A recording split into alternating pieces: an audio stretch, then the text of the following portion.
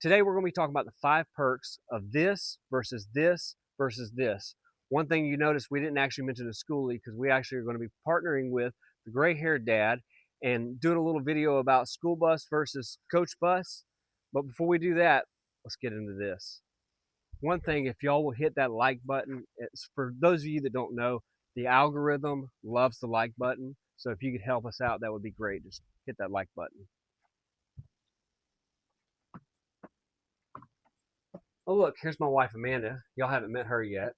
She's actually getting ready to go camping in the middle of the week next week. So the one thing we love is our residential style and size appliances. So this one, I don't, hon, how do you turn this thing on? Y'all, I ain't allowed in the kitchen. I'll literally burn eggs. Hon, why don't you just do this segment? You know what? You do it.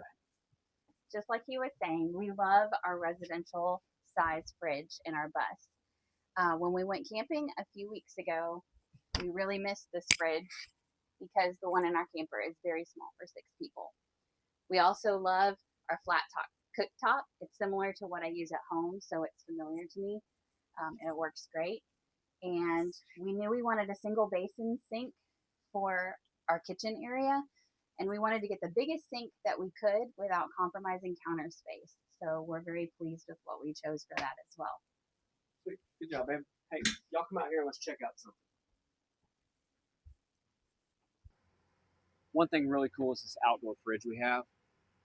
So if you caught in the last video where we one of the videos when we were camping, we actually had to drive. It cost me 2 hours. I had to come back, get this fridge, so we could even make it through the weekend with the little camper. But grateful to have this. This is actually really fun for whenever we're camping, so that the kids don't have to go in and out of the bus. They can actually just come down here, get a drink, and not track in and out. So now let's do number 2, storage. One thing is storage. We have more storage in this compared to our RV, compared to a Class A, just crazy storage. So in this cargo bay, I'm going to literally just go through these real quick because some of y'all have seen this already. I have oils, belts, and heavy duty tools in this area right here. In this cargo bay, now this is got my inverter and batteries, and this is technically my return. So that's kind of a big deal if you watch the air conditioning video. This one is eventually we're going to do an outdoor kitchen, and I'm going to have a place for that Blackstone, so on and so forth. Right now, it's just a place to put our chairs and stuff. But you definitely want to like and subscribe on that because that will be another video of us doing that. Then I've got a full cargo bay for the most part. Right now, we're just kind of the air compressor. If you watch the walkthrough video, it's just kind of hanging out right there.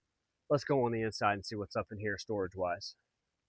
All right, let's go on the inside and talk about the storage here.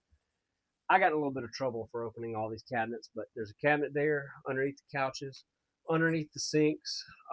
If you notice through our camper review, there's only one drawer that actually works in our camper. It's a little frustrating, and it's about half that size.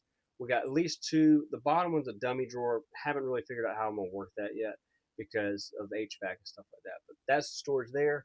Got a cabinet here, pantry here, storage underneath the bunks, closet for each of all 4 of the kids, and linen catch-all underneath the sink. Beside each of the bed is a closet for me and Amanda, and then also underneath hers there's a cabinet, and then on mine is a dummy cabinet because of the intake for the motor, and then underneath the bed there is a ton of storage in this bus. Number 3, HVAC. What do I mean by HVAC?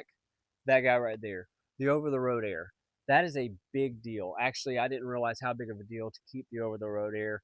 A lot of converters, whenever, especially DIYers, they don't really keep the over-the-road air. I was just very bent on keeping it because got a friend of mine, lived on the road for a couple of years. They were talking about having to run their generator when running down the road with their Class A. Well, that costs money. Then I got another friend that caught up with them. They rented a Class C. The rental company charged them per hour to basically use the generator. Then you got to pay the fuel. So I'm like, that just doesn't make any sense. We're keeping the over-the-road air. So with that being said, how much do y'all use, for those of you that have a Class A or Class C, how much fuel do y'all use? Love to know. Put it in the comments section.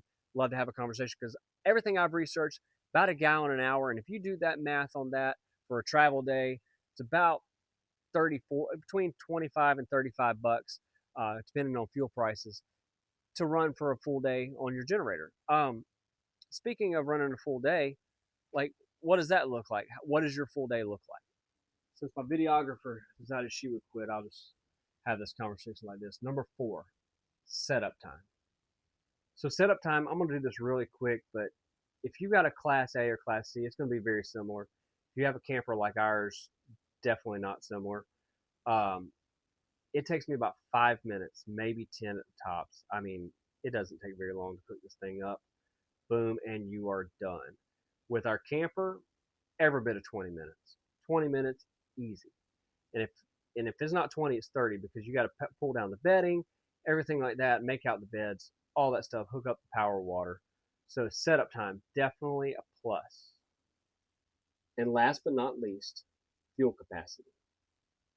Yes, fuel capacity. Why fuel capacity? Well, it gives you the ability to shop around. Little story, if you know me, I've got a story for everything.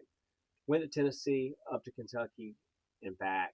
On our way, cheapest fuel in Alabama was Leeds Buc-ee's. Stopped at Buc-ee's, put 470 bucks in. We had about 60 to 80 gallons left. Well, in comparison, my buddy who lived on the road for a couple of years, their Class A, the fuel capacity was 80 gallons. So, and I figured it up mileage wise, they probably could get about 500 miles. But if I would have got fuel on the way back around, or just whenever I needed to get fuel later in that trip, right, would have cost me another 60 to 80 bucks. I mean, and I don't know about y'all, but when fuel is your biggest expense, that's a lot of money. Just having that ability to having the flexibility of about 1,400 miles ish on a tank of fuel at 80 to 90% capacity, that's a big deal. So really blessed to have that big of a tank. So speaking of travel days and so on and so forth, we can get, like I said, 1,300 miles. We're not going to run 1,300 miles in a day. We tend to run about 10 to 12 hours. About 10 hours is the sweet spot. Anything past 12 is everybody's wore out, right? So what do your travel days look like? What, like, y'all try to, my buddy, whenever he was on the road, 300 miles was roughly where he tried to stay.